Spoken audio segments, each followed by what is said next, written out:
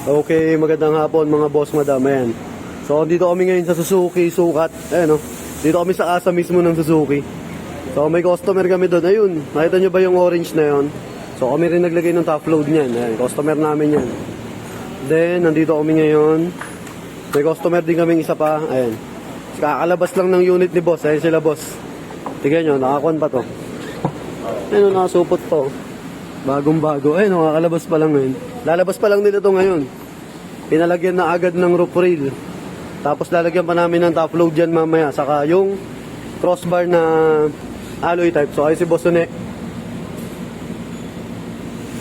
So nag-adjust siya ng butas. So, pakita ko sa inyo. Ano?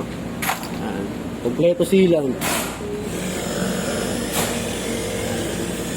So ayun yung ginamit naming sealant. Tapos may rubber na yan. May sealant pa. Pakita mo nga, Boss Une. Wait lang. Pakita nga rin. Nakita ba? Wait, taas mo nga ng konti. Hindi na kaya, no? Eh, may sealant dyan, no? Okay, ano? Hindi na masyado makita, eh. Ayan.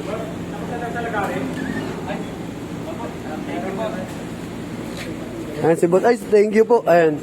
Nakihiram lang tayo sa Suzuki ng kwan, eh. Ayan si Boss. Boss, thank you po, ha. Ayan, no? Sa mekaniko ng dito sa Suzuki. Kumiram lang kami ng lagari. So, ayun si Bossing. So, nakabitan na yung roof rail.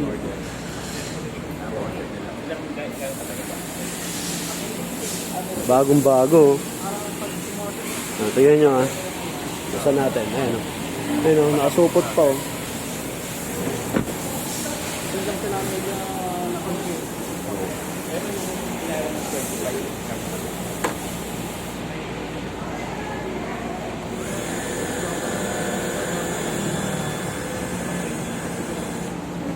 Ayun, mga bagong Suzuki. Dito kami sa asa mismo, eh. Oh. Eh, nagpaalam kasi si boss, sabi niya. Kasi malayo yung uwian nila, eh. Taga Los Baños pa sila. Ngayon, dito nila nilabas yung unit sa Sukat. Suzuki Sukat. Ngayon, para pag uwi nila ng Los Baños, dire-diretso na sila mamaya.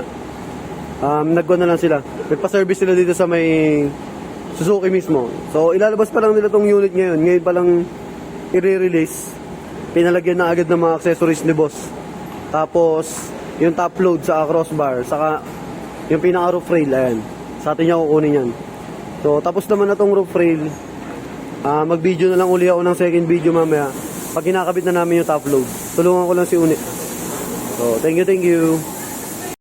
Ayan, mga boss. Nakikabit na namin yung crossbar. So, ito yung kakabit namin top load. Ayan, o. Yung Stingray.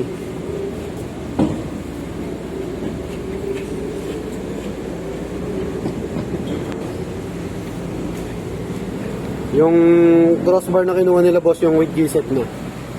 Para hindi na kalawangan. Ito si boss na eh. Hinahanap mo, susi? Hindi sa akin, susi. Susi. Yan, all good. So, sasalpak na lang namin top load. Finished product na kami dito. So, video ulit tayo mamaya. Pag nakikabit na namin yung top load. So, thank you, thank you. So, ayun na mga boss, madam. Nakikabit na namin yung top load. Yan, iniipitan na lang ni Uni yung sa mga bracket sa ilalim. All goods na kami dito. Ayun. So, pinipihit lang to. Ayun, yung pinaka-clap niya na yan. Yung sa lock. Ayun. So, plug and play lang yung sa may top load. Then, yung nakadrill lang dyan, yung sa roof rail. Kasi, syempre, para mas matibay. So, hindi kasi kami nagawa ng mga kwan eh.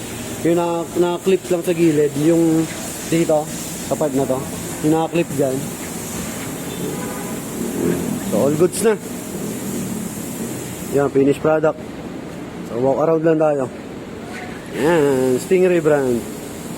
Suzuki Espresso. Kasi bulabo sila Une. Dito kami mismo sa kasa eh. Ayun o. Kasa yan mismo mga boss. So sa mga gusto mag-avail, available yan sa JLJ Car Accessories, Motomac Works. Sa vlog namin, yung JLJ Car Moto Vlog.